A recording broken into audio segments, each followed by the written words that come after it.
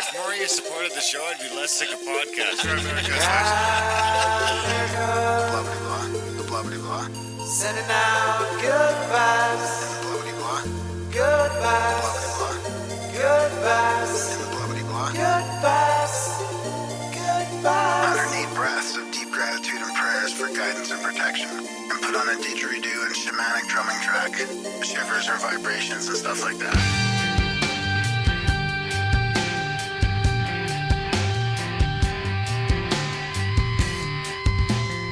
Grimerica.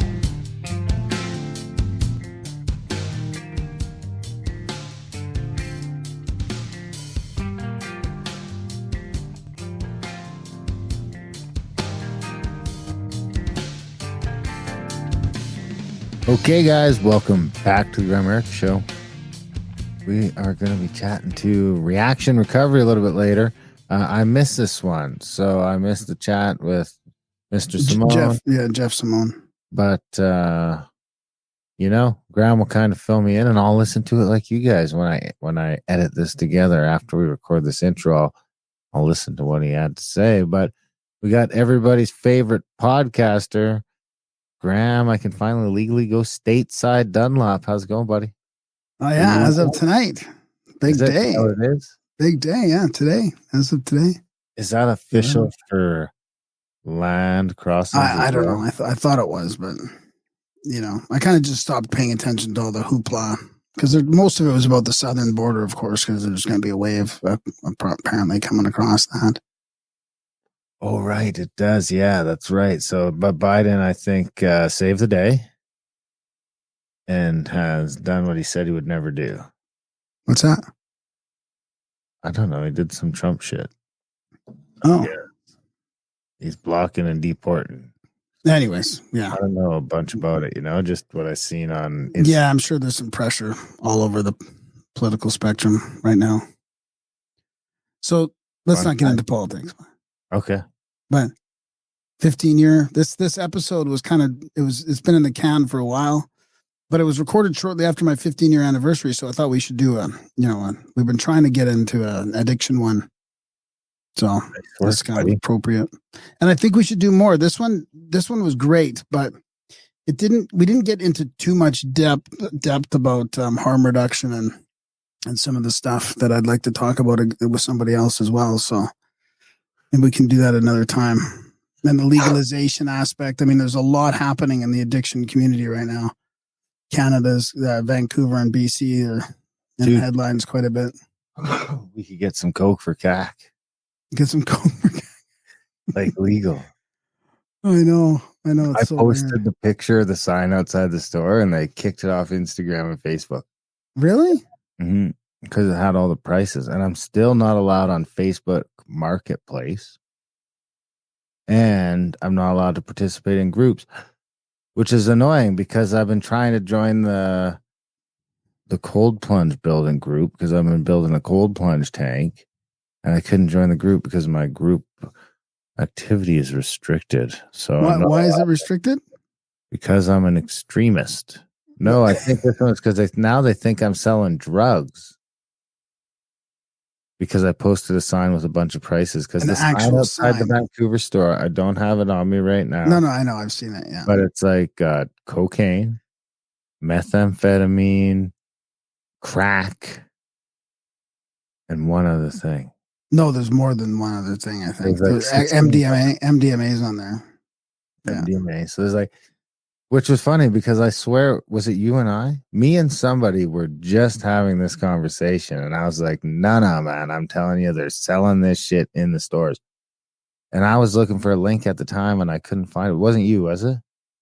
Well, yeah, no, because I was pushing that they were selling it in the stores too. Not that I was pushing it, but I was arguing with someone. I was like, I'm telling you, I could go buy cocaine in BC right now. I can go buy it. Well, and then there was a big thing about this portable guy. He's got a portable drug store, and he got arrested right away. He put it out on the street and got arrested right away. So I don't know why the brick and mortar guy can have his and the portable guy can't do his. Is there did he not jump through enough hoops to get registered or something? I don't know how it works in BC. I don't know either. But I think it's good that it's getting decriminalized at least.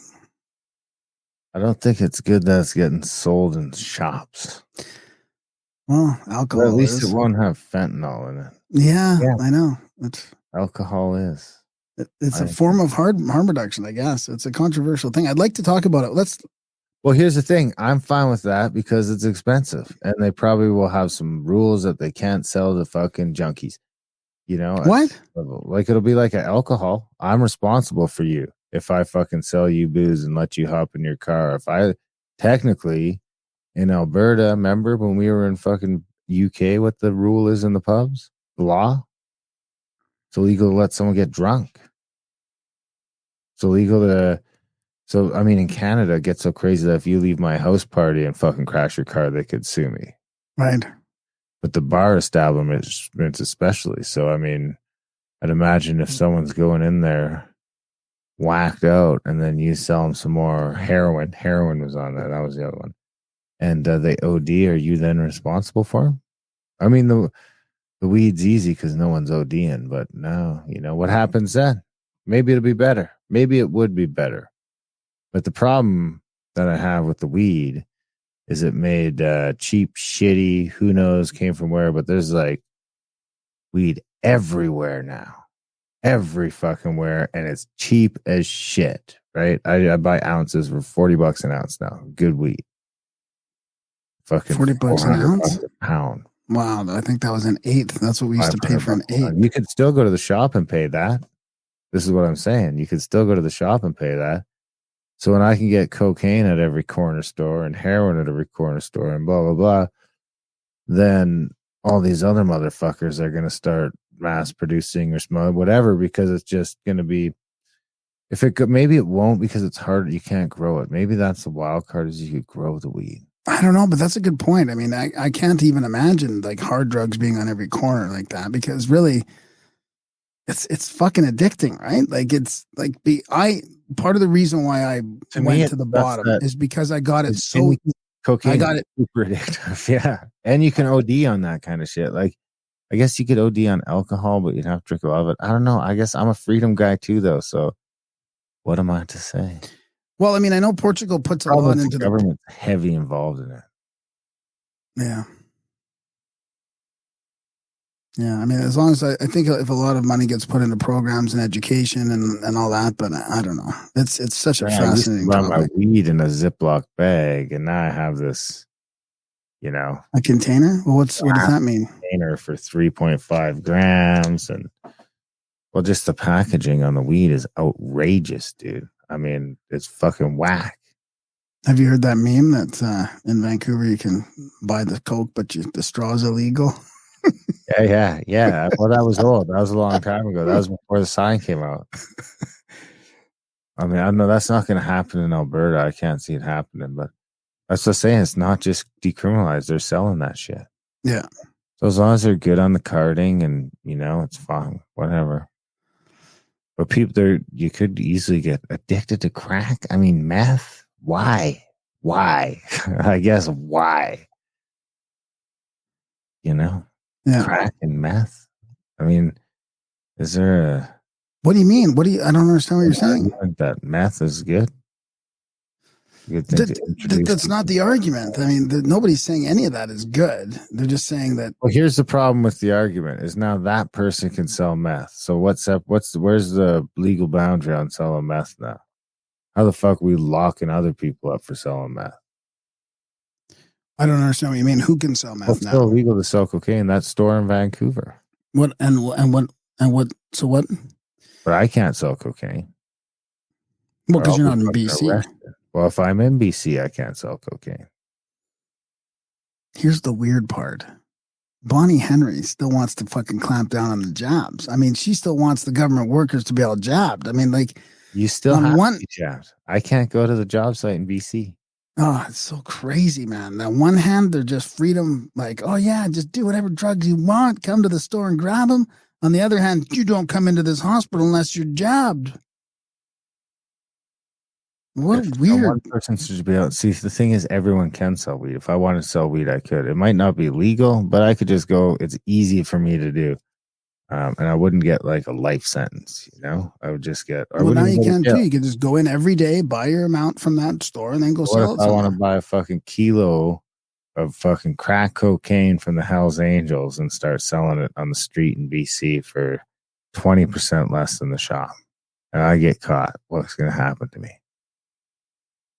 Because I don't have the overhead of the shop. Well, no, yeah.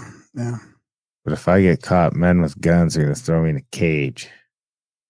Yeah. So I guess that's sort of my problem with it, is that it's going to get fucking monopolized by some fucking corporations, which is going to make a crazy gray market, which is going to, and it's going to be everywhere now instead of just sort of in the corners, which it's already coming out of. I get it. It's already all over the place, but I think it'll be more all over the place. And the gray market will be flooded with more fentanyl laced shit for half the price because it's easier to get it, easier to move around. Yeah, that's right now. Weed a quarter the price in the street as it is in the store. Yeah, at a minimum, and that's if you're buying like that's an ounce to an ounce. Yeah, if you start buying pounds, man, it's like 10 to 1, and I can't buy an ounce at the store. So there's that. I tried again the other day. They wouldn't do it. I just wanted to buy an ounce of the one thing. And like an eighth of the other, and they're like, "Yeah, ounce a day, bud." Or no, he's like, "Yeah, I could go put it in my car and go back in." Oh, okay. You had to do like an ounce per transaction. Okay, no problem. Like you, but then he made me actually go outside the store and come back in. There was a sign that was the register, but then he's like, and I had to like walk out and walk back in. There was something on that sign about that, like 1 per customer per day or per visit or something. Like they're pretty strict about the minimum amounts or the maximum amounts you can buy. Anyway. So anyways, I don't know what to say about selling crack on the corner. I guess it's fine. You know, what we got to do is we got to do a show about it. We got to talk to somebody about it. Yeah. We should mention it's our 600th episode. So yeah. Congrats. Show you know exactly where you stand. 600. More exciting than that. We're like 2 or 3 weeks away from our 10-year anniversary. So we are going to have to push this one, guys. I mean, we don't really ever push you guys that hard to donate. We ask you to, but 10 years is a big deal. I think that warrants all of even the regulars to maybe step us and let's do a little drive for 10 like the No Agenda guys do and stuff like that sometimes. I mean, we're just barely scraping by over here. Let's give us a little 10-year pat on the back. So we'll start pumping that for the next 2 weeks. June 1st, of course, the 10-year anniversary, 10 years of the Grimerica show. What is that worth to you? Grimerica.ca/support. Sign up today for monthly. If you're still not signed up for anything, sign up for $1 a month, $2 a month, $50 a month. Send us a one-time donation for our 10-year anniversary. And we would love that. It would make us feel great. Like it was worth it. It was worth it though. We met a bunch of great people, had a bunch of good times. Oh yeah.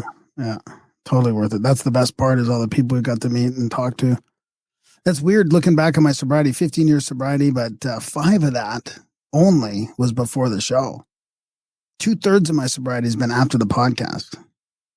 It's weird looking at it that way. I just had a bong hit like well, you were talking about your sobriety. Yeah, good. So I got to give a shout out to some people, some musicians. There's a fantastic album. I think he's a listener of the show, and he's been sending me these samples of his music, and their album just came out. I've got it on my Apple Music right now, and it's got a fantastic cover. It's called "They Ride," and it's like a rock. I think it's a thematic album. There's interludes between each sort of rock song. And it's kind of like got the zombie apocalypse feel with Alex Jones kind of in the background. And it's from IROH. I don't know how you'd pronounce that. IROH. And the album is there. Right? I'm going to play a little sample for you. Okay. So this is part of the interlude and it kind of flips back and forth through radio stations. It's almost like somebody's listening to the radio through like a pandemic or a zombie apocalypse. And then the music is super cool. It's like heavy, almost like it would remind me of almost like 90s kind of like Incubus, 311 was the other one I was thinking of, Filter, almost kind of like that kind of groove. Can you hear it? Are not here by accident. No. God could have chosen anyone to be alive, but it's you who sit in front of me, listening to the Word of God, listening to His commands. And what He commands is a great reset. The more I learn, the less I seem to know. Don't you have a fader for that? Yeah, I do. So much easier. If you can hear my voice, the best time to move is during the daylight. These things, they come out at night, almost like they're hunting. But they can't stand the light. Remember that. Just remember, there's still some good out there. If you're listening, head east. You'll find your answers. Some backup.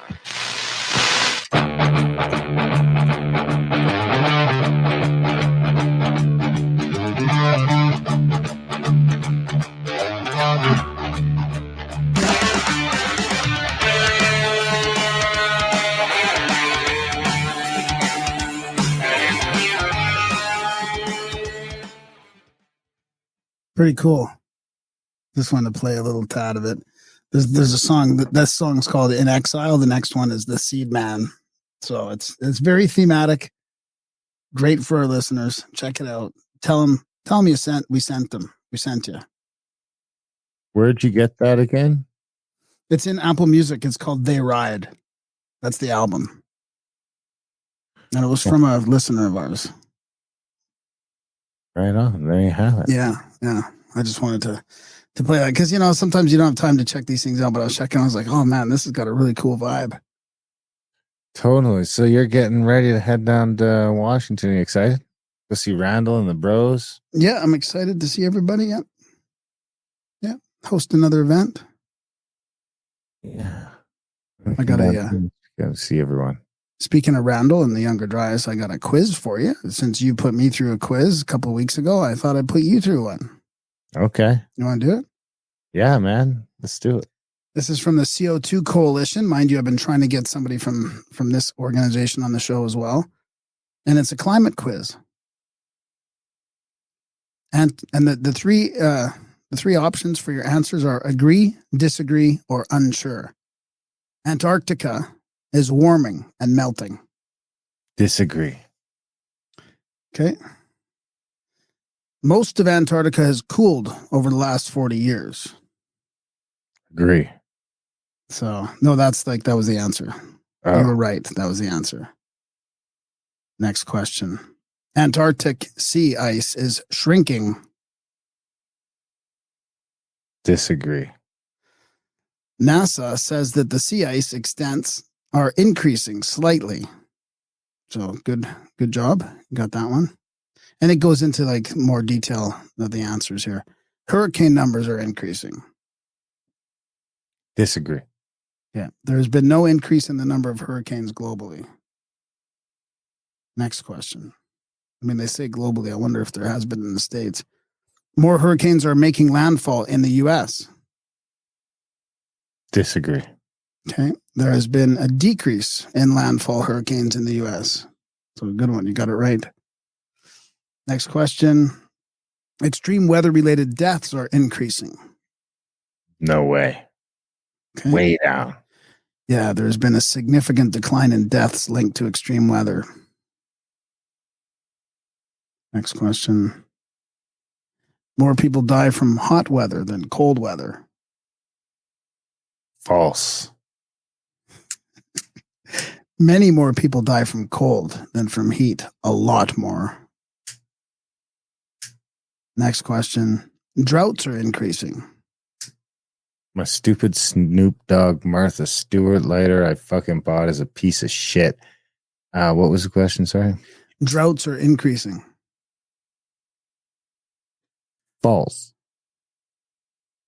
Droughts are declining. And it's got a graph there. Strong tornadoes are increasing. False. According to NOAA, The most violent tornadoes are in a 70-year decline. Well, I should be a weatherman. Islands in the Pacific are shrinking in size due to sea level rise. Same size, motherfuckers. Many coral islands in the Pacific are growing. I didn't know that. You got me. Next question. Increasing CO2 has been driving warming for thousands of years. False. CO2 increased while temperature fell over the last 8,000 years. Well, so far, you're at 100%. It is warmer today than most of the last 65 million years. True. For nearly 65 million years, Earth has been warmer than today. So you got that wrong. What? I got it wrong. I think so. CO2 levels today are near the high level of geological history. No, low level. Recent CO2 levels are lower than nearly all of Earth's history. Next question. 600 million years of data show that CO2 is an important driver of the climate. No. CO2 has not been the primary driver of temperature through time.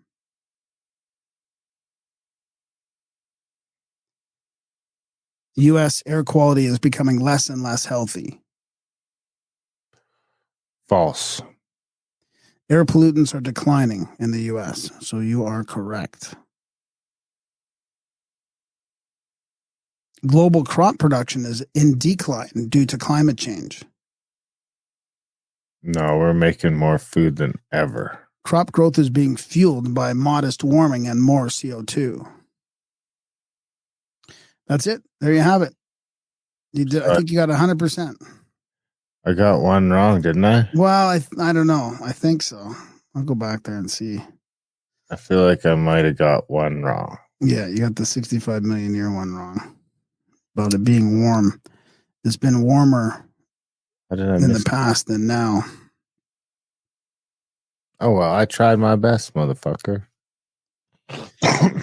So, I mean, I've been, I had a bunch of mini synchros to talk to you about, but I'm a little scared to Well, let's save it anyway. I mean, we're slammed getting ready for your trip. We're pre-recording. As always, we pre-record all this stuff so that you guys don't miss a beat. You don't know that we left. Never missed a week, I don't think. In almost 10 years of podcast. We probably missed one or two, but not really. Stream roll right through Christmas and everything. So, and when you get back, we'll be like a week away from our 10-year show. So we'll figure something out that we can do for that. That's fun. Maybe you guys can spam Graham and let us know what you think might be fun. Should we do a call in? I mean, Graham hates that shit. It does usually just turn into a fucking train wreck. But you guys tell us, what should we do for our 10-year anniversary is coming up at the end of the month? Support us, grimerica.ca/support. Get on trip, contact at thecabin.com. Listen to Grimerica Outlawed, grimericaoutlawed.ca. But most of all, enjoy the chat. Do you have a bio for Jeff Simone? No, I don't. I'll get it right now. But I also want to mention we were on Richard Serrett's Strange Planet. I'll put a couple links in the show notes. There's a that YouTube came out video now, eh? Yeah, there's a YouTube video and something else. So big shout out to Richard Serrett and Strange Planet. And also we are on Rumble and Rockfin on video now. We're doing video and live streaming as much as possible. So yeah, if you see the notification, come see us live. The audio will come out later on. Yeah, that would be good to see everybody there since we're trying that again. And for feedback from people that maybe interact in real time, get your questions in. Well, yeah. And then also you can see Grimerica Outlawed on video on Substack and Locals. So check that out as well. We have the full episodes on video there. That's right. So let's hear about Mr. Jeff Simone. Man, he's got national certifications in life, professional, and recovery coaching. He founded Reaction Recovery in 2019. He works one-on-one with individuals who are seeking greater emotional and physical stability on their own recovery journeys. Actually, I really like his philosophy about how he's doing his coaching.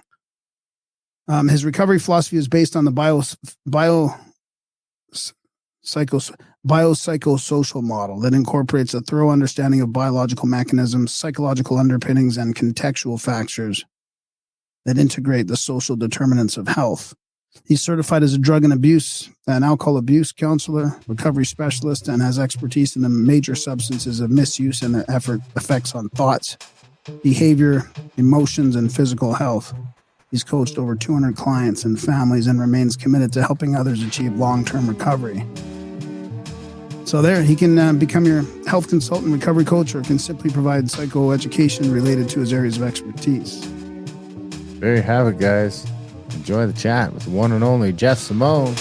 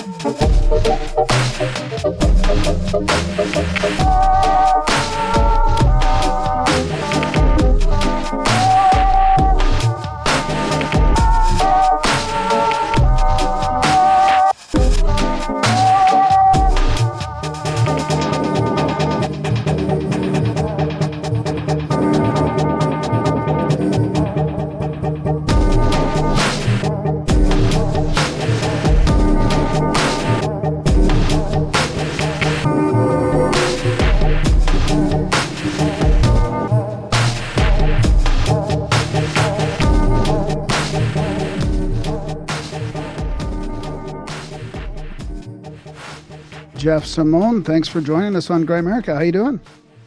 Good evening, Graham. How are you? I'm doing Good, well. good. This is kind of going to be a special episode because we've been talking about doing a recovery episode for a while, and I was reaching out to certain people, and then, a few months went by and I've reached my 15-year milestone, and I thought, well, you'd be a good guy to have on the show. We can talk about what you're up to and get a little recovery chat in here. So yeah, thanks. I'm kind of excited to get into this. Yeah. I love talking about this topic. So anytime. This is what you do, right? This is what I do. So I could do it all day long, and I do. Yeah. So do you want to start off? I mean, maybe a little bit about yourself, and I guess maybe your story if you want.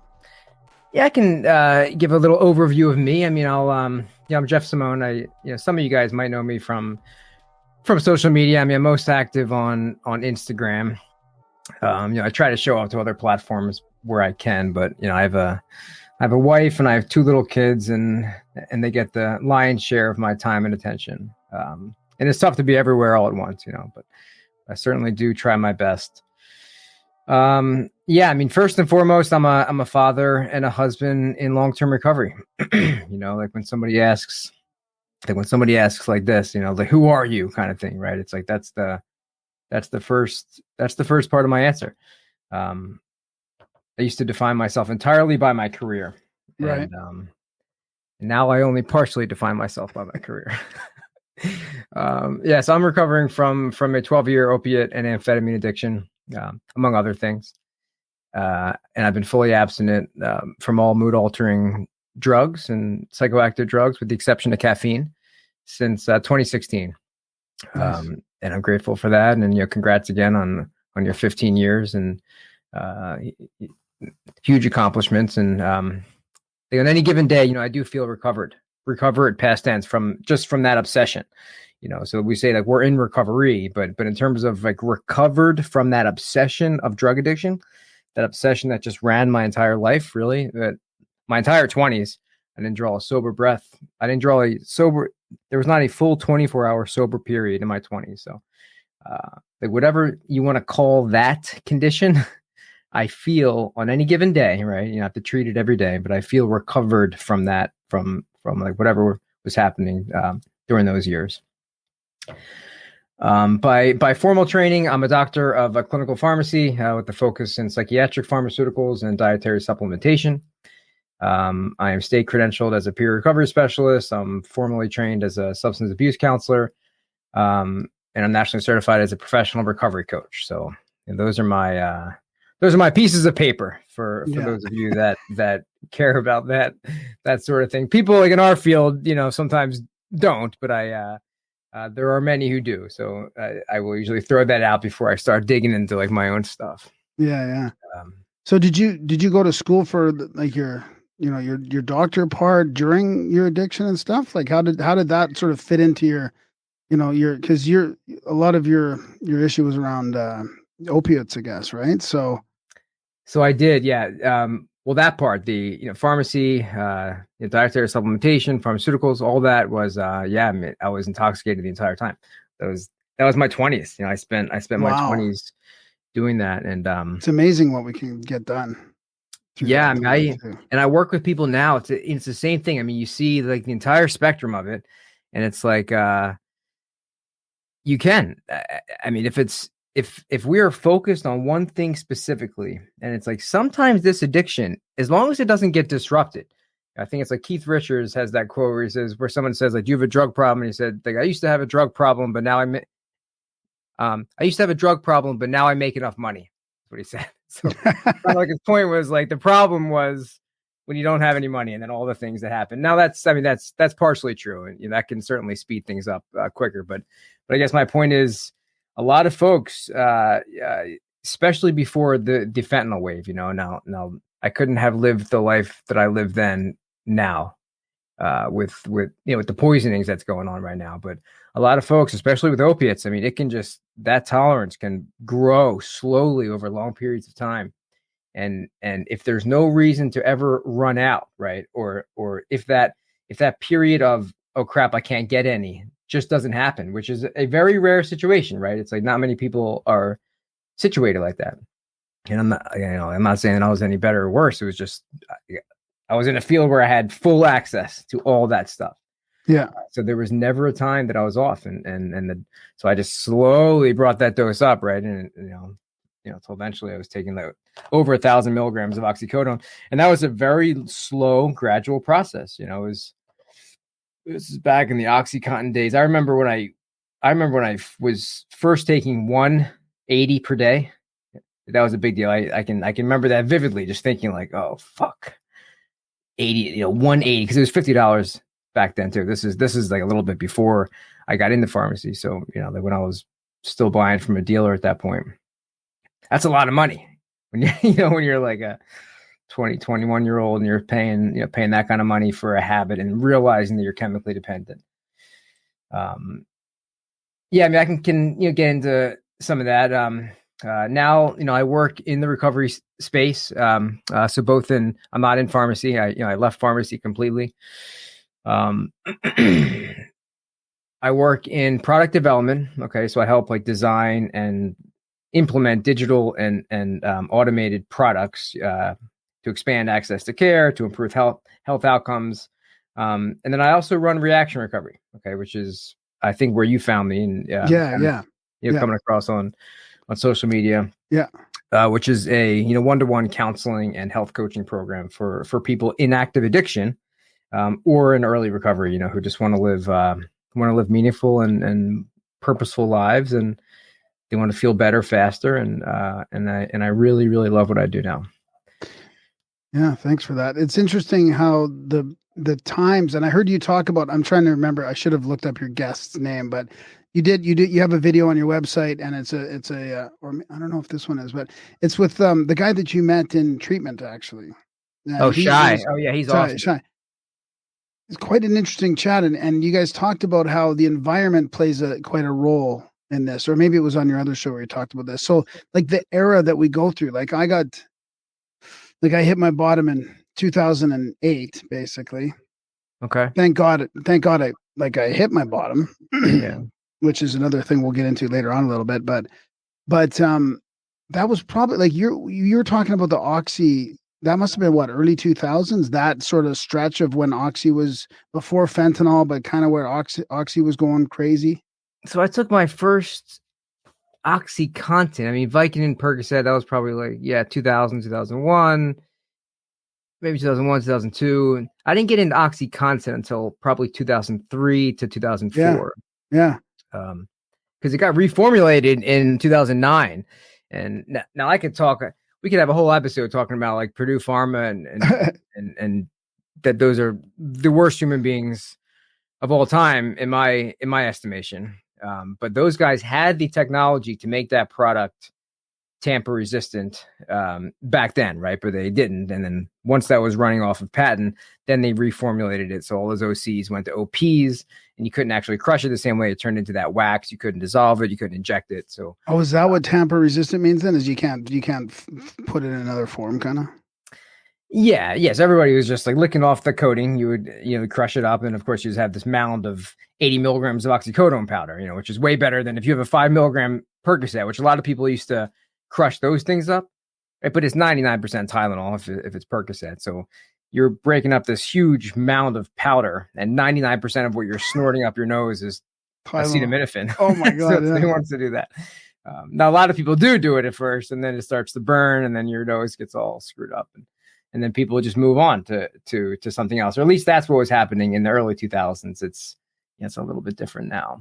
But yeah, I mean, once that got reformulated in 2009, that is when heroin took off. I remember, because I was even just writing some articles back then, and I was intoxicated, obviously. I mean, I was using that entire time, but I used to study this kind of stuff. And I remember seeing like reports where, they were showing that the use of like pharmaceuticals, like fell off after that period. And always articles about, the opiate problem's over. Look at our graphs. Everybody, it was kind of taken off in the 2000s. And then since Oxycontin, it's been going down like this. And I remember even then, so I had not done heroin at this point, but I remember then thinking like, I'm pretty sure everybody's just using heroin now. Right? I mean, it was pretty obvious to me, even though I hadn't gone that way yet, that like people don't just, it's not like you say, all right, Purdue reformulated, so I may as well quit drugs forever. It's, unfortunately, it doesn't work like that. So some people got into the Oxy 30s, those had their time to shine. They were like 2010 to 2016, they were really popular. That was my drug of choice during that time. Oxy 30s? Oxy 30s, yeah. And then so did fentanyl kind of fill that gap as well at some point? Or is it a completely different for me personally, or no, I think for society in general? I mean, me personally, I just missed fentanyl. So I literally got sober right before fentanyl exploded, which is right about, it was 2015. In the 2016 is when those articles first started coming out. Like, we should look into this. Our drug supply is tainted with this stuff. But fentanyl, no, I mean, fentanyl is just cheap. It's cheap. It's easy. And you can just make it in a lab in China or like wherever they make it. Right. So you don't have to cultivate the poppy plant and do all the, everything that's involved with that. You can just create it just like you're creating anything else in a pharmaceutical lab. So it's so easy and so cheap and so easy to get across the borders. It's not just the US that was having the problem, but this stuff just came in droves. And yeah, I mean, it's obviously the problem is still going on. I don't even really call it like an overdose epidemic because, the overdose kind of implies like accidental, right? Like in terms of like, somebody accidentally combined a couple of things and they overdosed, or maybe somebody just got out of rehab and they had been detoxed for 3 weeks and, now they have no tolerance. So they overdose. Like that kind of stuff happens now, just like it used to happen. But this is not that. I mean, this is poisoning, it's the same. Is that what you call it? Yeah. Those are poisonings. You think you're taking one thing and you're not. You inject what you believe to be, so if you draw that up and it's a half ml cc syringe and you inject that just like you've injected 500 times before, and even though the potency of street drugs, of course it's not, it's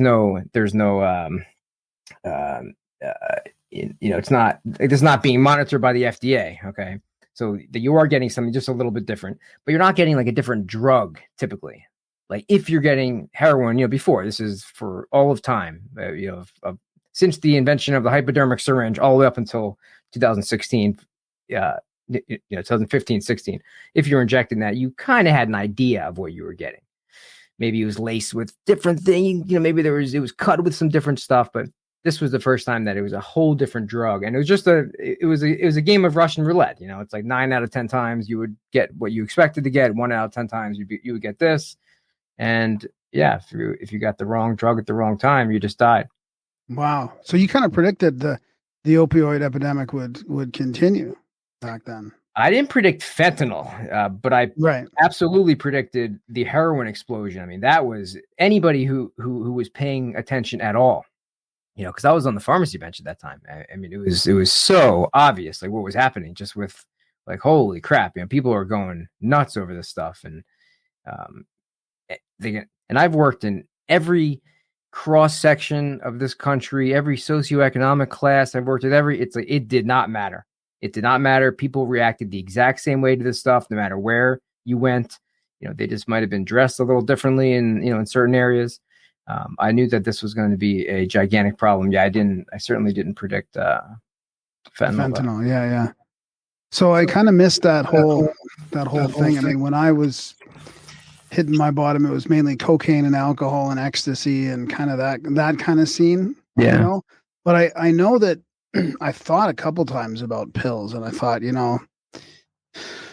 what if I couldn't get this, or like, what if, cause it just became so easy to get it, it was just like a 5-minute phone number and a 5-minute, delivery away. And it was so convenient, and then just partying all the time and then partying by myself only basically at the end. Yeah.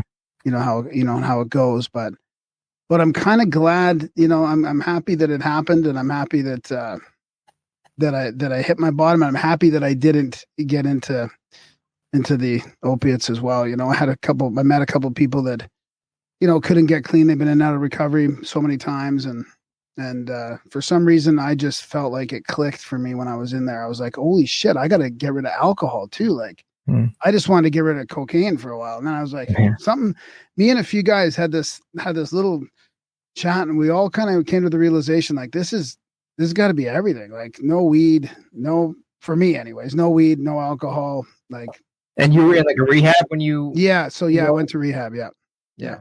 Okay. So you went to rehab because of cocaine, obviously, Yeah. And then once you got there, they were like, hey, alcohol is a drug too. You should probably stop that. Was that kind of one of those deals? Yeah. It was always, it was always there, right? Alcohol was always there in the background, but cocaine kind of took me down. I mean, I think that it would have taken me another 10 or 20 years to probably get there with alcohol alone, Yeah, I agree. There are some people who just get crushed real quickly with that, but you're right.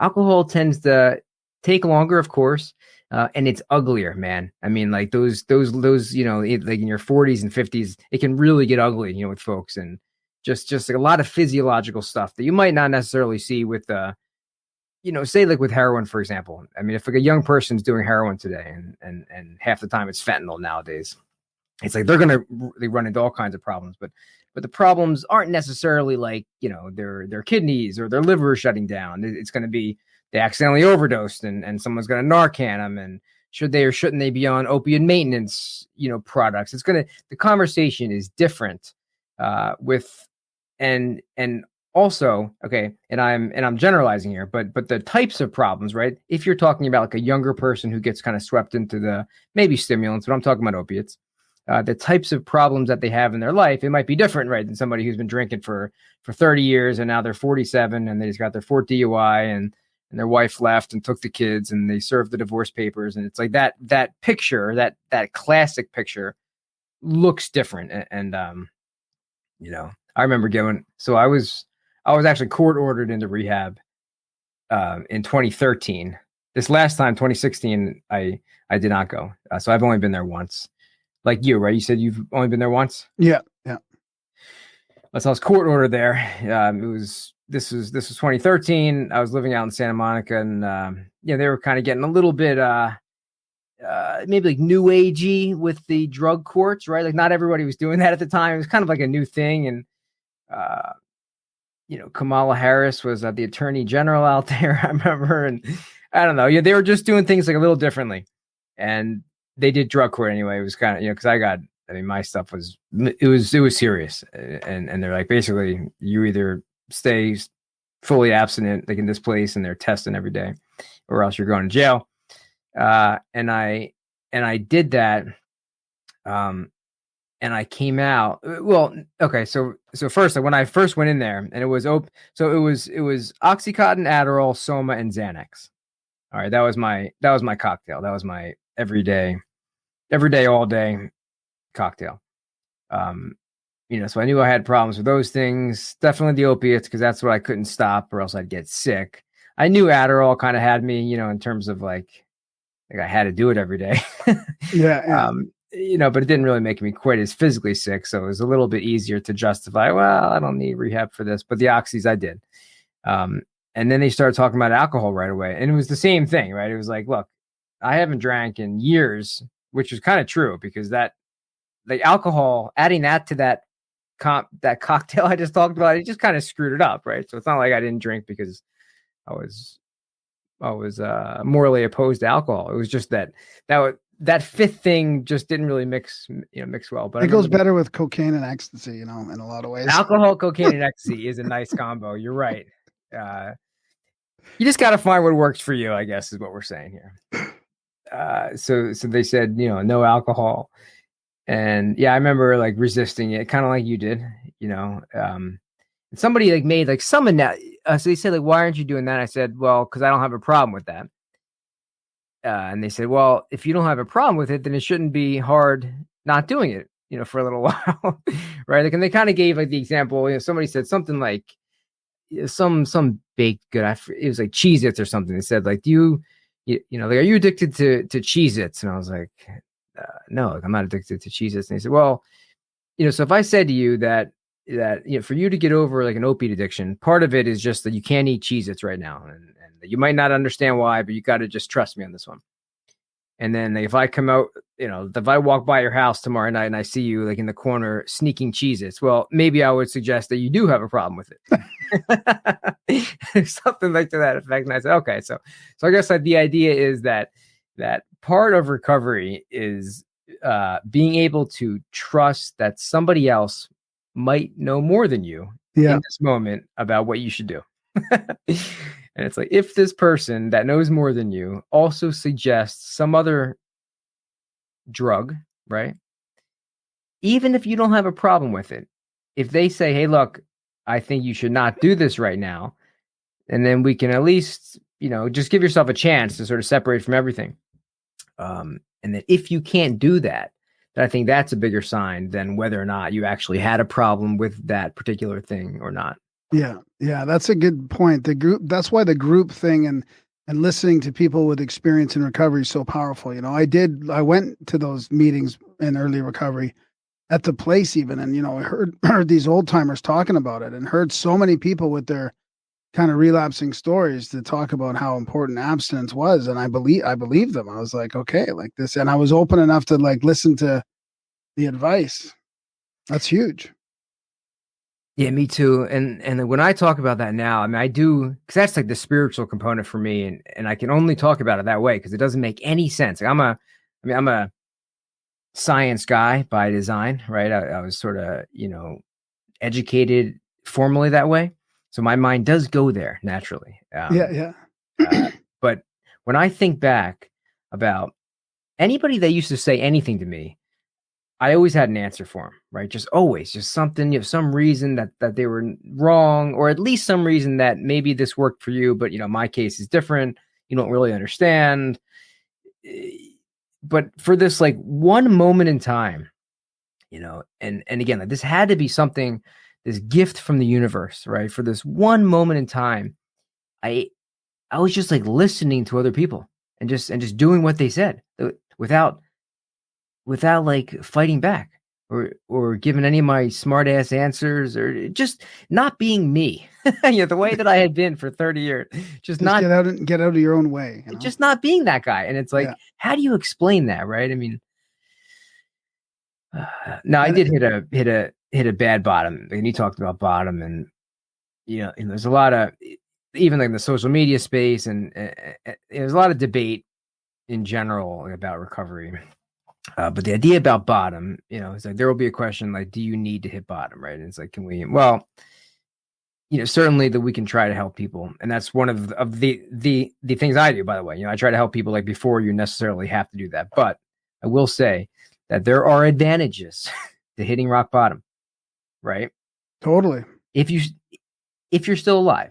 Now, if you die before you get there, that's not an advantage. Okay. So like, we do need to try to bring that up to hit a lot of people, especially today with the poisonings. The game has changed. The stakes are higher. That's absolutely true. In the last 10, 15 years, the game has changed. But it is way, way easier to do this stuff that's being like requested of you if you feel like you have no other choice. Yeah, exactly. Yeah. If you've hit that place and you needed to surrender, you need to be like, okay, I'm finally going to ask for help. I mean, that's my thing. I just want to do it on myself. I just wanted to, if I could get my shit together without talking to anybody about it, then I wouldn't have to disclose how fucked up I was. I could kind of get through that whole facade that I had up for everybody. I mean, I was really good at hiding it. Nobody really knew. A couple people figured it out towards the end, but I hid it from everybody pretty well. Yeah. And I just didn't want to ask for help. And then the more I tried, the worse it got. So, but it's funny you mentioned about the science and the spiritual part, because when I didn't know anything about the 12 steps, and when my thing finally came crumbling down, and I looked at these 2 rehab places as a choice, I was like, one of them does the steps. What's this about the steps? And I read it, and I'm like, those are spiritual. That's pretty cool. Like, this is a spiritual program. Like, there's a spiritual solution to this, and that was what really resonated with me. I mean, I'd done meditation classes before. I was looking for UFOs. I mean, I had this this desire for spiritual things, but when I was in there listening to everybody, it was like science. It's like, okay, all these people from the past, including the people that wrote the book and all that, and talking about the 12 steps now, because that was the main focus early on. I mean, later on, I went to Buddhist style groups and all kinds of other stuff. I helped run some of those, but it was really like all these people say that, like, if you go back to using, and even if you try to control it, you're just going to end up where you were.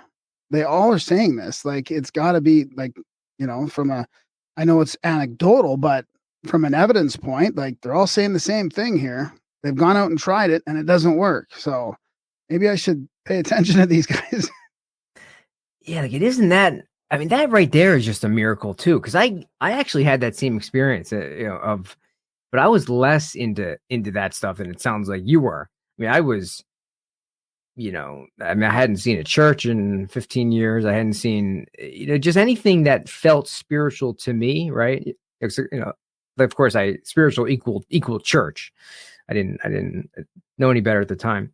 But like when I was first, reading the steps, because I went to a rehab that most rehabs are 12-step based. They're not all, of course. Yeah. But most are. And I went there and they're talking about that stuff like from the beginning. I mean, from the jump, it was, look, I mean, you are like maybe a hopeless case, maybe not, only God can save you kind of thing.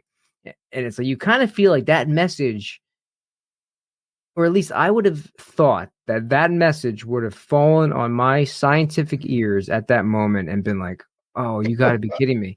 You gotta be kidding me. This is the best we can do. It's 2013, right? It's not 1913. It's 2013. The best that we have is that. But that is not the response that I had. Right? Totally. It was like, all right, if let me try.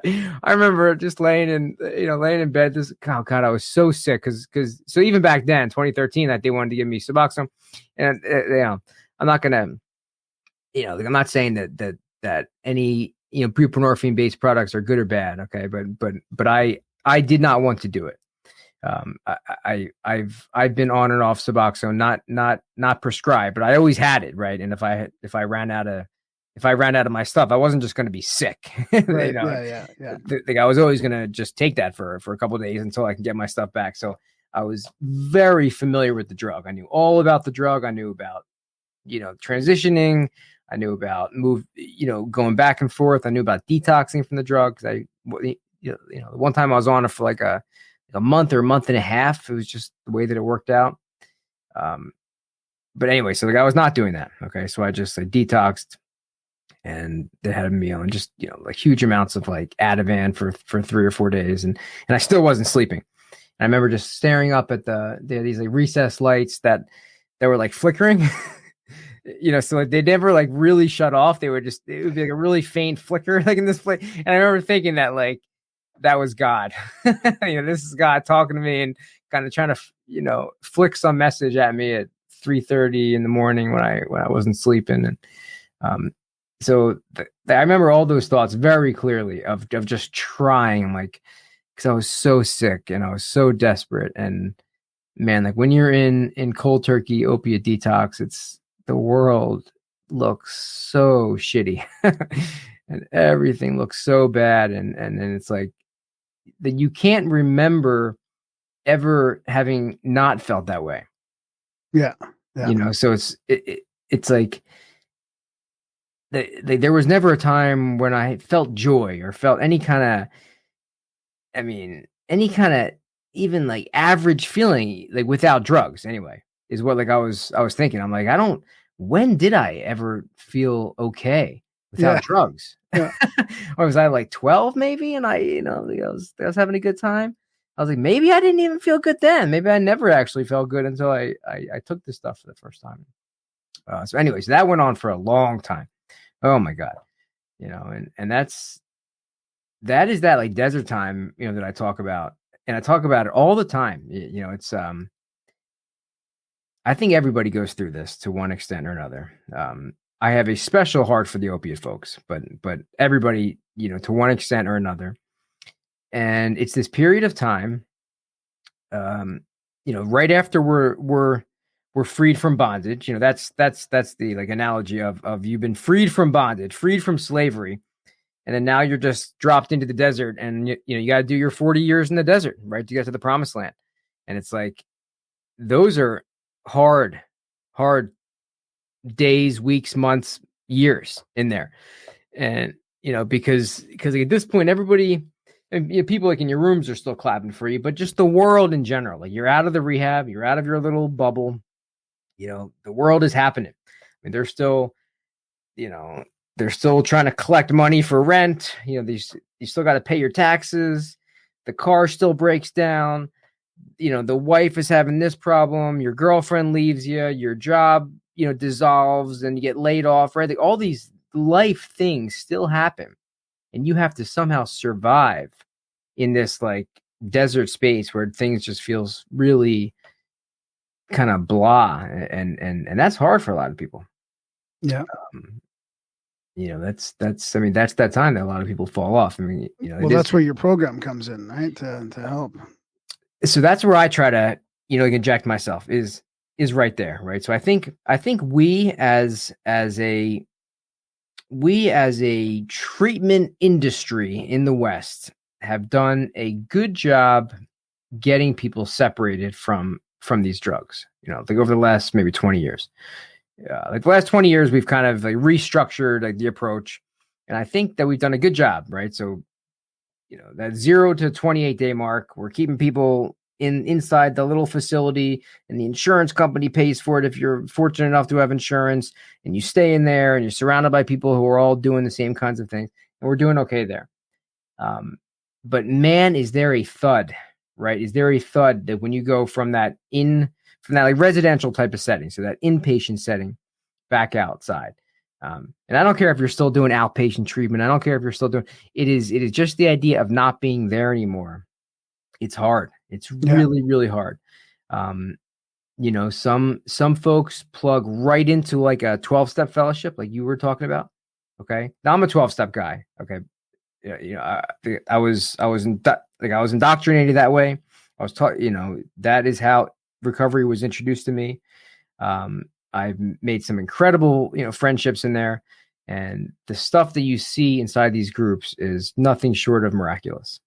Okay. So I think long-term, to me, long-term, there is nothing that compares to that. Nothing, right? There's nothing that you feel a part of that is more life-saving than what these groups have done.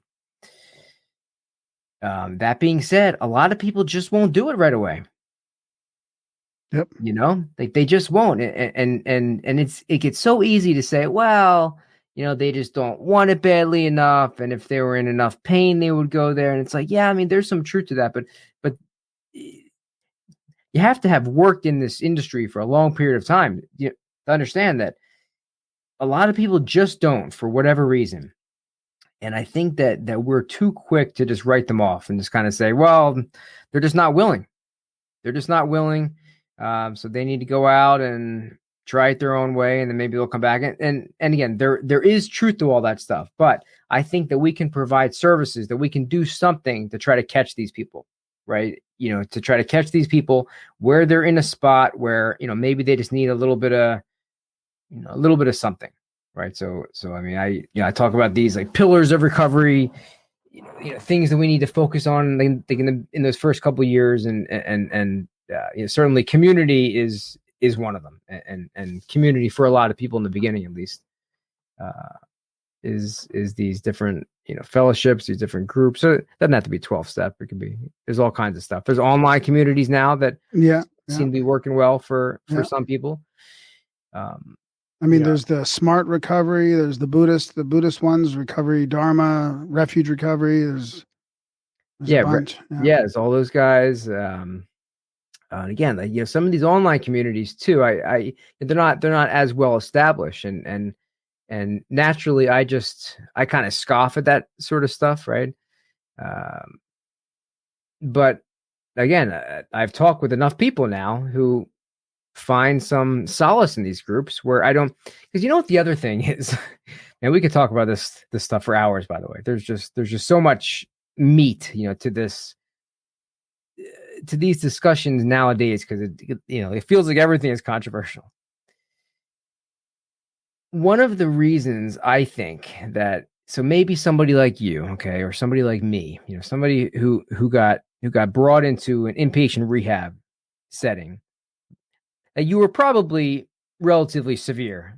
You probably had like a severe addiction if you were brought there in the first place, right? Yeah. So if we were scoring you, now we have these like substance use disorder diagnostic criteria. And if I'm scoring you from say 0 to 11 or something, and I have little marcations along the way. So 0 to 4 is mild, 5 to 7 is moderate, and say 8 to 11 is severe. If I'm scoring somebody who's in this severe range, a lot of those people do need something very intensive like that, right? And then once you get out, you better get connected to something quick, all right? And we see these people, right? Because these are the ones who are kind of more explosive, like life intervenes on these folks. And they're the ones who are usually getting themselves into car accidents and DUIs, and again, walked out of work in handcuffs, and just major things are happening with these folks. But then there is all the other people, right, of which you don't really hear about them. All the people who might qualify as like mild AUD, so like mild alcohol use disorder. That is a gigantic percentage of the population, by the way, a gigantic percentage. Now, they don't want to hear it, or they're not going to be they're not going to have that diagnosis on their formal chart, right? Because they're probably not even talking about alcohol to anybody who would make that diagnosis in the first place. But if they were taking it, they would fall into that range. Okay. And I think what's been happening recently especially with alcohol, but some other drugs too, because there's a lot more denial that is wrapped up in alcohol. It's like, it's kind of hard to be like in denial if you're like a heroin addict. It's sort of like you're either, you're using heroin. These folks know that they're in bad shape. They might not want to stop right now, but they don't trick themselves into thinking that they're not addicted to heroin. Alcohol is a lot different. There's a lot of people, millions and millions of people who are falling into that mild to moderate range. And nowadays that the exposure is kind of going up, and more people are talking about mental health and just this kind of stuff in general. A lot of people do want some type of help, right? They want something. But they're not ready for inpatient. Nor do they. I'm not just not ready. Nor do they need inpatient. Nor would that be appropriate. That would not be an appropriate level of care. Maybe I'll say yet. If they continued, could they progress into more moderate and severe? Yeah, that's the problem. It is progressive usually, right? Yeah. But I'm saying that there are tens of millions of people who can live their entire life with maybe to mild to moderate. and like the like British philosophers, just live a life of quiet desperation, right? So things are not good, but they never get so bad that it explodes, and their son comes over and puts him in a car and drives him off to rehab because dad's 54 and it's about time that it might not get to that point. But like what I've been seeing recently, and again, it's only because my thumb is on the pulse here, so I wouldn't expect that most people are seeing this, right? But there's a whole lot of people who otherwise would have been keeping quiet about it, right? So like all of human history, where they would not have said a word about alcohol, now they're coming out and saying, women in particular. Wow. Women in particular, just saying, hey, look, yeah, I actually drink more than I want to, and I keep trying to stop and I can't. Wow. And I have 3 kids, and like my husband works all day and I work all day, and it's just too much. And yeah, so those people deserve something too. So is that, are you trying to capture some of those people too in your philosophy and your program? Because that does seem like an interesting gap there, because they're not going to even fall in if they haven't crossed the line. If there is an imaginary line, yes, where abstinence to me is the answer. Where do those people find solutions? So a lot of them, in my experience, do tend towards abstinence over time. A lot of times folks like that. So that use case, because what I work with, like with the reaction recovery, there's probably about 4 very specific use cases, and I probably defined about 2 of them. And I could talk about the other 2 in a second too. But with those folks, they often need to stumble upon abstinence the hard way, I guess you could say, right? So kind of pitching a message of you can't drink at all. It's hard. It's hard for them, right? Because that's not what they quote unquote came here for. Okay. They're drinking a bottle of wine and they want to drink a glass of wine, or, maybe it's a case of beer over the week and they want to have a 6-pack. I don't know. Right. There is always that fantasy because like you need to think about like addiction as a spectrum, just like anything else. So even though they might be lower on the consequences end, because that's what like separates mild, moderate, and severe. It is really what types of consequences are going on like in your life. Like, is this drastically impairing your relationships, drastically impairing your work, your physical health, and are you persisting despite all this stuff? That's what starts to push you into that severe range.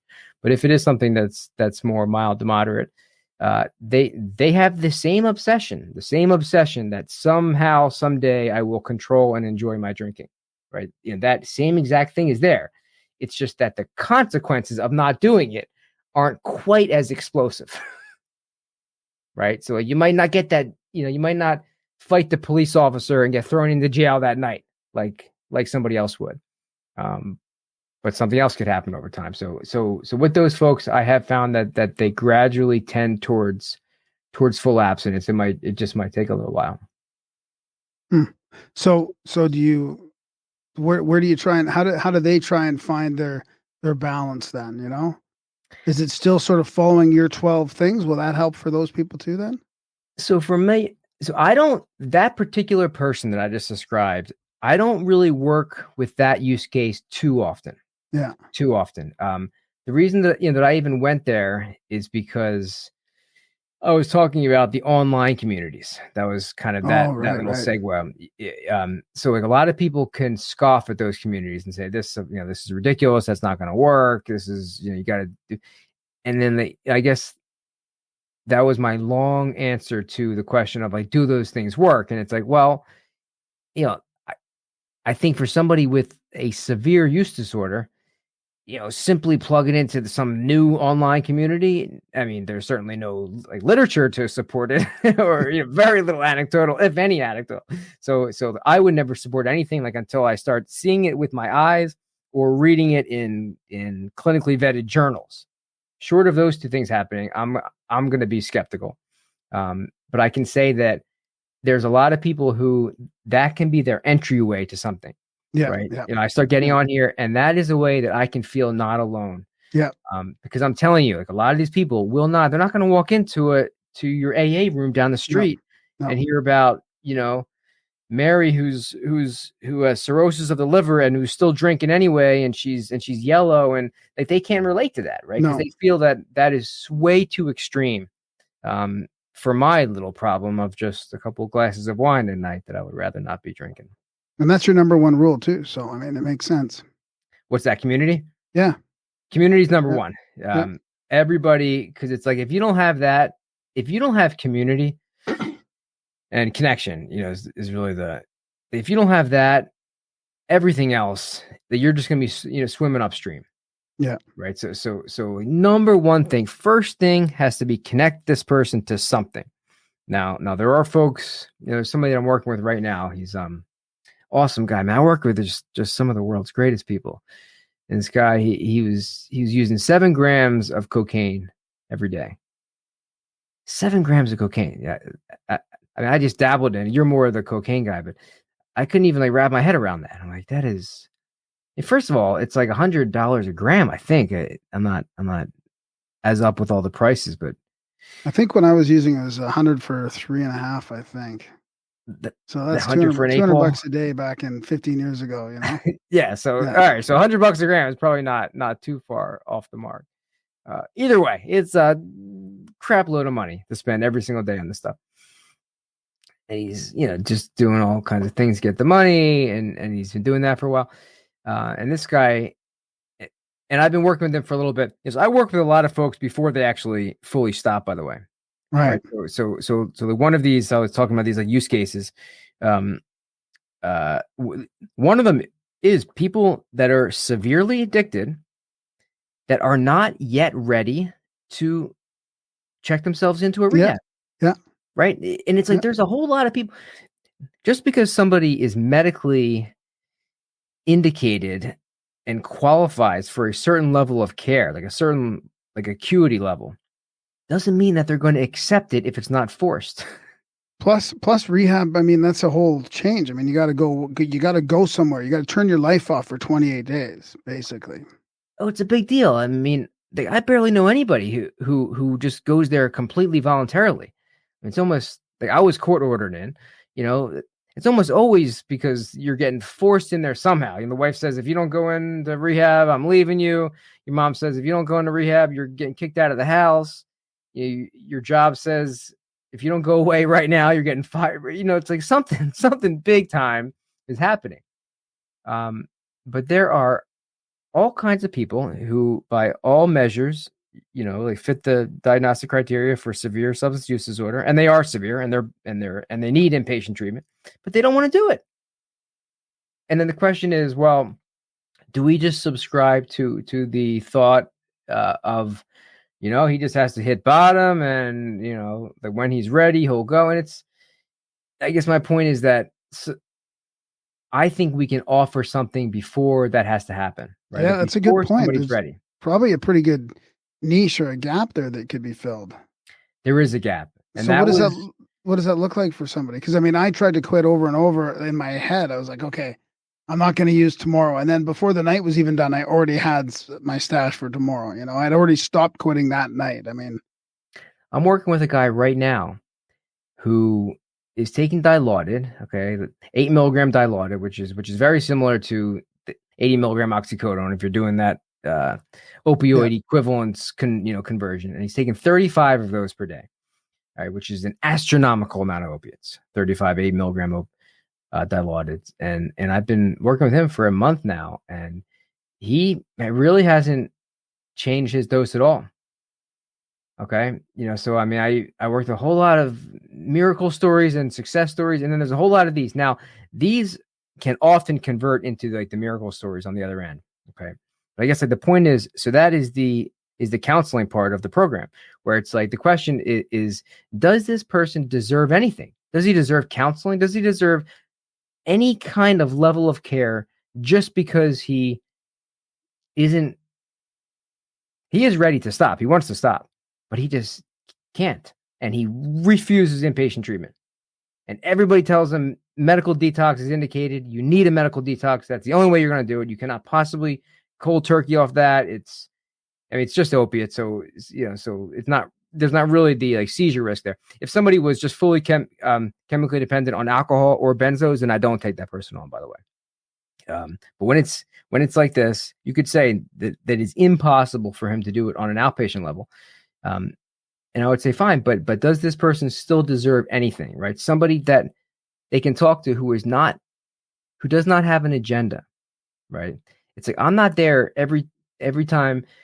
Now I meet with folks virtually once a week, so we talk just like this. But then we message and we set up these like goal sharing apps every single day. So I'm talking to people constantly, right? So I'm constantly with these folks, and I'm not here saying to him, "Hey, look, you got to quit opiates today." It's like he doesn't need me to say that. No, right? exactly. He knows he that. doesn't need you to push abstinence right away on him. Yeah, he knows that. Like that's why he reached out to me in the first place. If he didn't want to quit this stuff, he wouldn't be sitting there talking to a guy who he knows has quit that stuff, right? It's like there's nothing more uncomfortable than being opiate dependent and then talking to somebody who used to be but has broken free somehow. Like that sucks to talk to that guy. So he obviously wants to get better, I guess is my point. So like, can you do any kind of work? And my proposition is that you can. Is that you absolutely can, right? And then the other part of that is that people who are actively using drugs feel that they have to hide everything because everybody hates them if they're using drugs. Yeah, and I try to make it just that, hey, look, this is completely safe. I tell people this. I don't have your mom's phone number. I don't have your boyfriend's phone number. I don't have your parole officer's phone number. I'm not calling anybody. I'm not texting them. I'm not giving them updates about what you're, I mean, I'm legally obligated. If you tell me that you're about to hurt yourself or somebody else, of course, there's kind of those provisions. But anything short of that, right? It is, I am literally just here with you right now, and we're just gonna walk through this because this is your life. Like, you are an alive person who deserves whatever you want right now. Like, whatever you are aspiring towards, you deserve to pursue that, regardless of what you're putting in your body, right? Just like, I mean, if I thought, I don't know, I mean, if I was against caffeine and I said, caffeine's not really sober, that's a psychoactive drug, so I don't want to talk to you if you're still consuming caffeine. It's like, just like that, I'm not going to have that response to anything else that you come to me with. Well, I would have liked to talk to somebody before I hit my bottom. I didn't have anybody to talk to. Yeah, because everybody was basically saying you got to either quit or hide it. Yeah, exactly. So maybe let's run through your 12, if you don't mind. You want to run through your 12 rules, what they are? Or? Yeah, 12 pillars. Yeah, so I'm in the process of updating the website. The website's a little bit old, and I'm pretty much pretty done. Comprehensive though. There's lots of good information on there. Yeah, there's a lot there. This new one's even better. So number one's community. Okay, community, the connection. That's, if you don't have that down, you're in trouble. So these are all the pillars that I talk with folks about. All right, so everybody, whether you're still in active addiction, whether you're in early recovery, whether you've been in this thing for a while but you're just not feeling good, maybe you've been in your 12-step group, you're doing that for a while, and you're stabilized in terms of your sobriety, but you're just not feeling well. Well, there are other things that are probably getting missed, right? So like with you, we might talk about some of the other ones. With somebody like the guy that I was just talking about, of course, we're at the very beginning, right? Like, I'm not going to be talking about, about shoring up your nutrition necessarily. If you're taking 7 grams of cocaine, it's like you can't just smoothie your way out of that one, right? But it's kind of stuff like that. It sort of depends upon where somebody is in the on the spectrum. So, community. We talk about sleep hygiene. We talk about morning routines. Nutrition and supplementation. Okay, supplementation is huge, for folks who are just ending an addiction. We talk about pursuing purpose, fitness, all right, some kind of the intentional movement. We talk about reading and content consumption. All right, so what are you populating? I've got my list of books here. You know, I'm always talking about In the Realm of Hungry Ghosts, Gabor Mate. If somebody says, just give me one book to overview addiction, I say that one. Although I have dozens and dozens of other ones that are incredible. 8 is focused attention. Okay, so this is who you're talking to, who you're spending your time with, what kind of, what social media stuff is populating like your mind. Where are you focusing your attention? 9 is going to be mindset. 10 is personal responsibility. And this is where like I'm talking about, cleaning up and straightening up your house and just doing, maybe getting like your office like into shape, right? Something very local, something very close to you, starting to clean that up, clean that up right now. And then we start kind of blending into that in terms of personal responsibility, because I really think that ends up being one of the long-term antidotes to recovery. Yeah. Feeling like, look, the world does not owe me anything. In fact, I am, me, one of 8 billion, has to do 1/8 billionth worth of the work, and I'm going to do that. Yeah. 11 is helping others. All right, there has to be some level of altruism somewhere. That's built into every spiritual program since the beginning of time. And then 12 is commitment. Commitment to just staying committed to this because this is the lifestyle you've chosen, not because you feel like doing it on any given day. Yeah, I like that. I think that could be good for anybody, really. I mean, not just somebody in addiction. Those are pretty core principles that'll help. I agree. Yeah, and this is, and I call them the pillars of recovery. So so not the pillars of alcohol recovery or opiate recovery, just these pillars for recovery. And yeah, I mean, you're right. People are recovering from all kinds of things. I mean, addiction is rampant. It is everywhere. There's an unmanageability piece that might force people into rehabs and inpatient and different, higher levels of care. That's maybe a little bit slower to develop for some of this other stuff, right? If it's like a sex addiction or spending or shopping or gambling or eating, those things can all be extremely destructive in their own right, but they just might take longer to bring the whole house down. Exactly. Yeah. Do you have a few extra minutes? Do you have to? How much time do you got? Yeah, time. Yeah, I'm good. 10 minutes or so, like 10, 15. So I have an 8:30 call, and it's 8 o'clock my time. Okay, so yeah, that's good. So I love that. I love that you've figured out this. I think this is great for people that are just in this kind of limbo state, either after rehab or before rehab, or don't want to go to rehab. I mean, I think it's fantastic.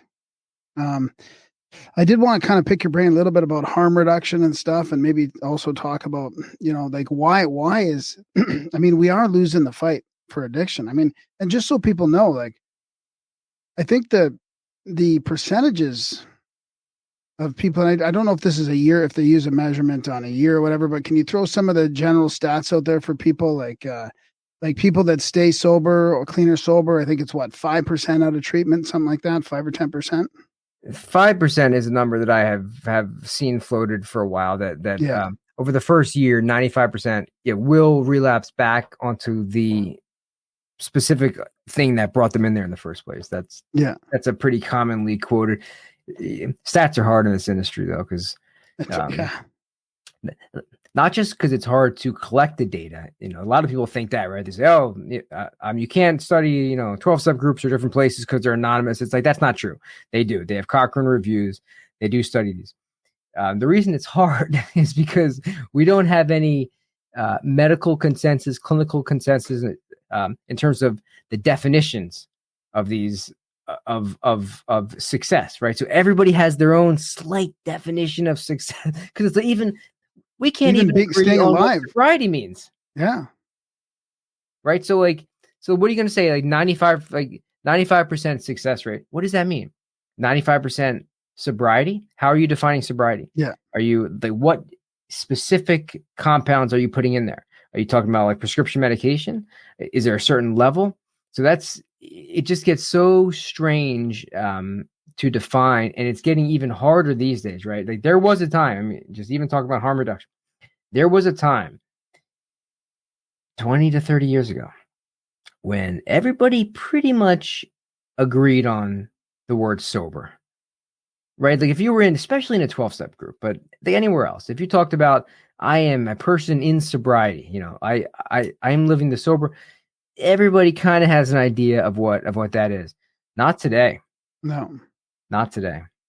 Well, that'll probably be redefined once mushrooms and all the different forms of treatment, whether it's ibogaine or mushrooms or MDMA or whatever. I mean, there'll probably be, I would say there's probably going to be like different levels of it. It's like, I'm sober from hard drugs and alcohol, but I'll do psychedelics. Like, I mean, for me, I haven't touched anything except for caffeine.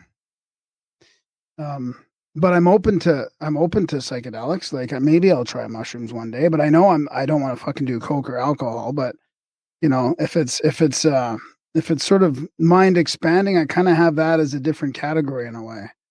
So, I mean, I think it'll probably shake out somehow in that regard. But no, I agree. And all that stuff. Yeah, certainly psilocybin and because we're talking about these approaches, mostly to address like repressed traumas. That's what this stuff does, right? Because the idea is that I think a whole lot of addictions are rooted in trauma. One of the big problems with trauma is that it becomes like repressed or suppressed, right? So it's like, it's not just that we don't want to talk about something. It's that we can't talk about something. Is that it is not accessible to us. This is Carl Jung's like unconscious that he talks about. And he says that if that is not unified at some point, or at least brought to the surface, then it's going to get expressed as the shadow, and it's going to come out in all kinds of weird and wonky ways. And that is going to direct your entire life.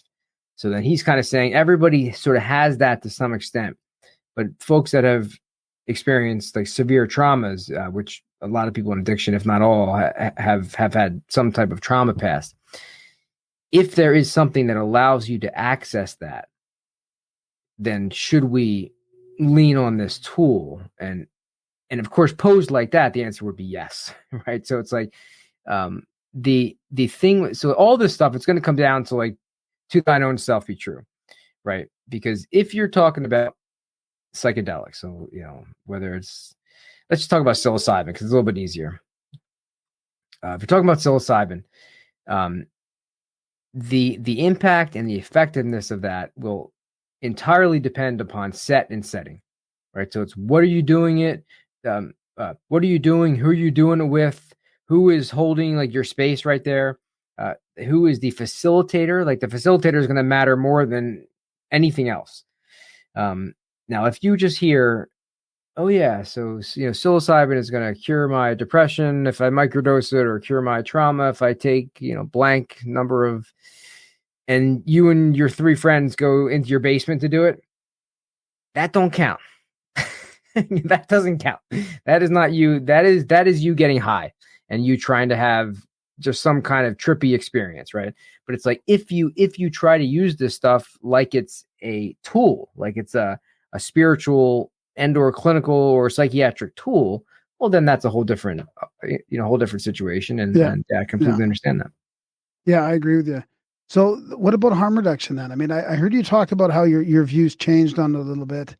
And of course the term is also, I think, now all encompassing, they just throw everything in harm reduction. Now it's harm reduction of the community, of the person, of the family, of, everything gets thrown in there. So to me, it becomes pretty hard to tease apart, like, what harm are you reducing? I mean, I got something out of your website here, and it kind of made me think, like, addiction causes damage to the brain and leads to physical changes that can be verified, right? So you can verify the damage that addiction is doing to the person, but yet we seem to, and you can correct me here, but we seem to just be able to, like, especially in places like in these cities now in Canada, and probably down the coast, the coast of America too. Like, we're just going to let them go on and on and on until they end up dead. basically. So it just feels like they're just taking away bottoms, but not really. There doesn't seem to be a goal of abstinence or a goal of recovery. It's like, well, hey, we don't want to harm you. We don't want to, trample on your rights as an addict. So we'll just let you keep using, and you can use for clean drugs for I don't know if they cost anything, whatever, for free or whatever it is. But there's just no like goal to get clean. Yeah, no, it's changed a lot. You're right. And I do work for larger the agencies also, right? So I see this, I completely see this from the payer's perspective also. So of course I have like my own personal perspective, and I've said from I always make it a point to say right out from the outset, like I am a full abstinence guy for me, right? Right. Yeah. Exactly. Like, I am not confused. I am not uncertain. I am not ambiguous about what my stance is. So for me, I have a definition of sobriety, and that definition of sobriety has not changed. It has not changed. I know what that word means to me, and I am going to keep that. Now, from a payer perspective, all right. So if we're who's a payer from, because we're in Canada, so okay. So like Aetna or like United Healthcare or all these major payers, even like the government, if we're talking about like Medicaid and Medicare, and if you're going to be cycling people through these facilities every couple months or something, and you're hitting them at $50,000, US dollars, like a pop, I don't want to do that. If I'm a payer, I don't want to have to pay hundreds of thousands of dollars for this person to just go for their 19th stint in rehab. That is not a good use of my dollars. So what they're looking at is they're actually now putting numbers, so they will not contract with a certain agency if you're not releasing folks from your facility at a certain percentage, on a certain percentage of like MAT, medication assisted treatment, or medications for addiction treatment. Like it's kind of getting like rebranded, that acronym. So if, for example, like your facility is discharging 25% of folks on some kind of MAT. Now, like we think of that in terms of like buprenorphine, so Suboxone, Sublocade, but also Vivitrol counts, and all the like naltrexone based products, they count. Camprol counts, and if you're at 25% and the industry standard is 40%, or they want 40%, they will not contract with you until you prove that you get that number up.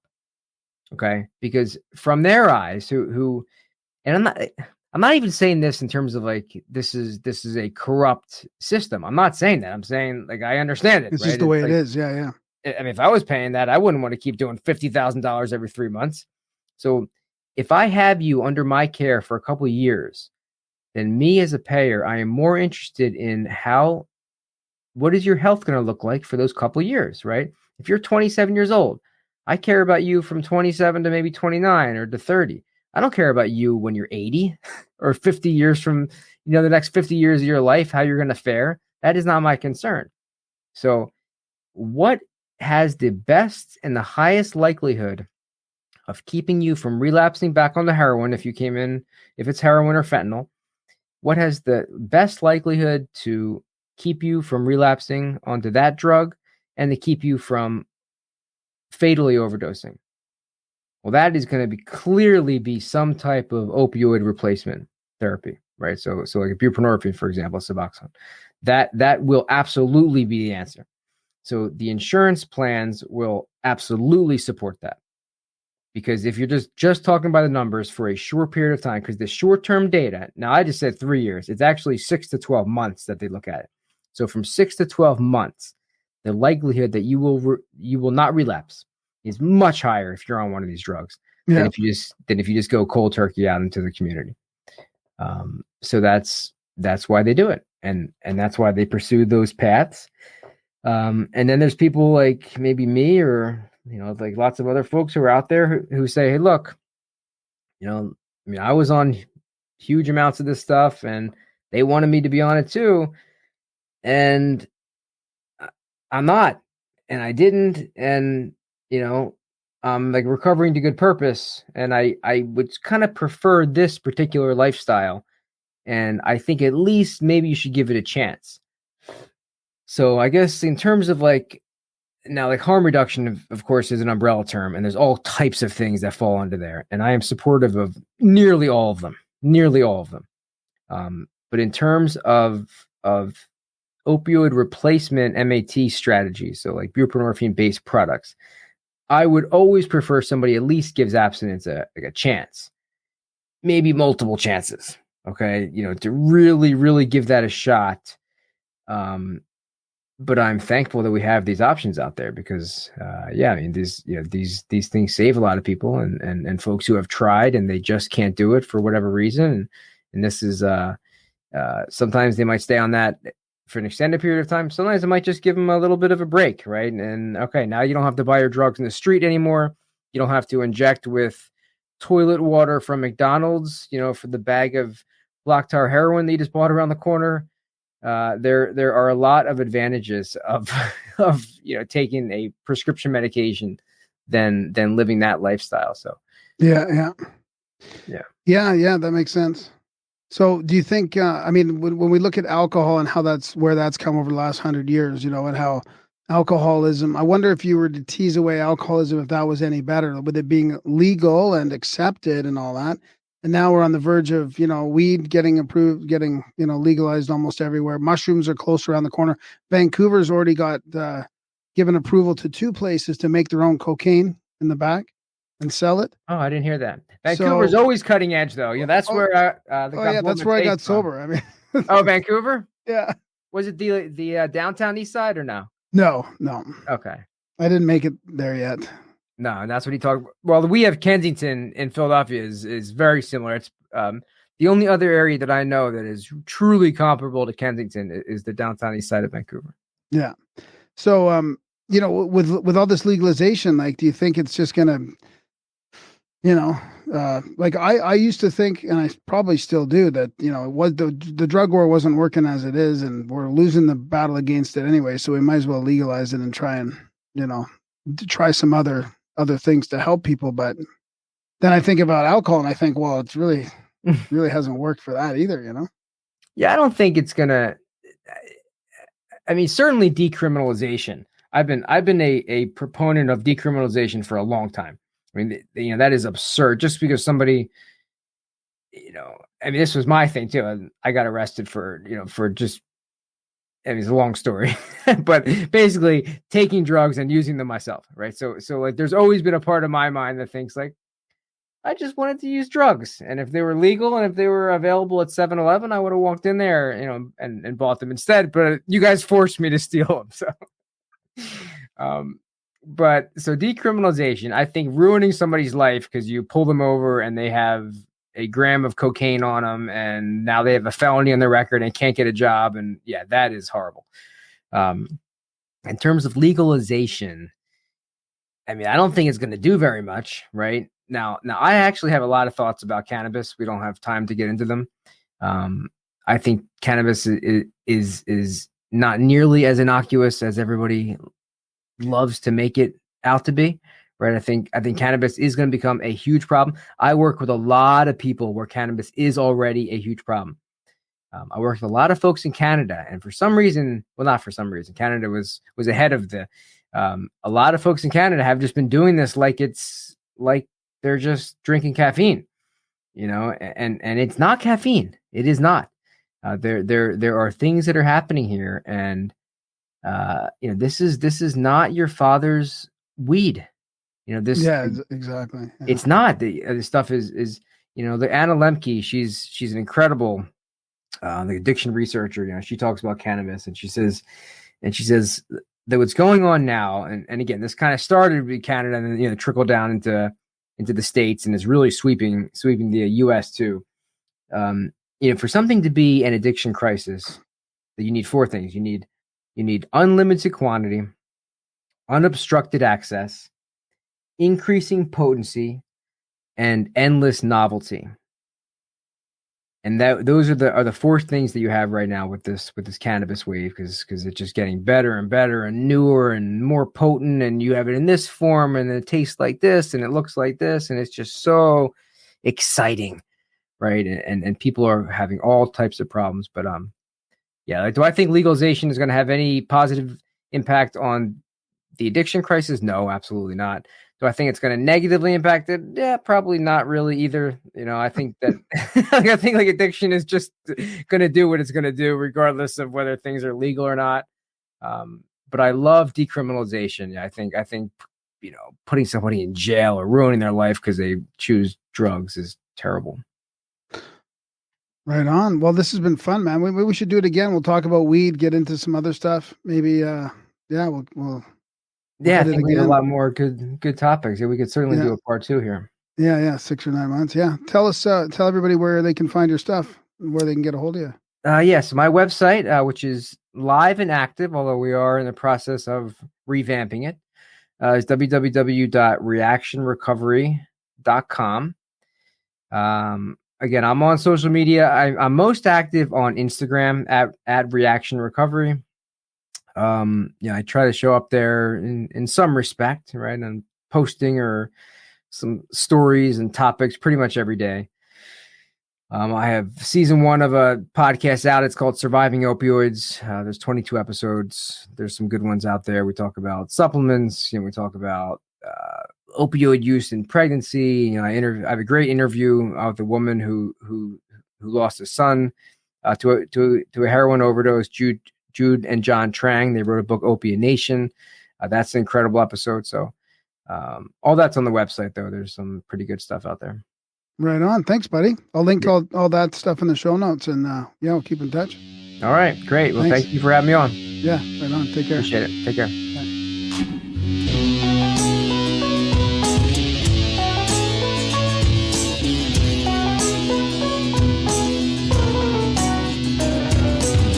Your mind's on fire, all the color red in a blue lagoon.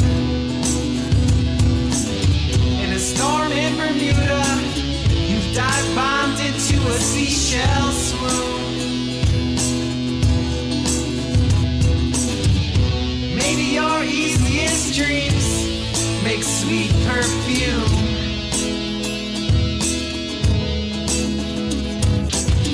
While you're yawning, yet not breathing in a hospital room.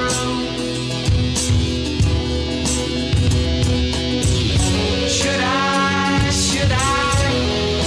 call for help?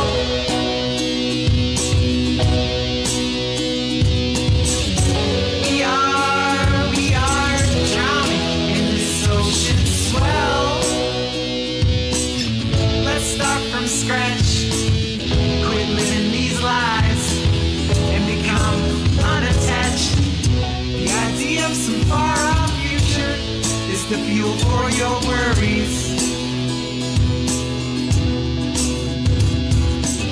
But for God's sakes, time is eternal. Please do not hurry. Please do not fret. Please act now in a way that doesn't lead to regret. Please stop smoking so many cigarettes.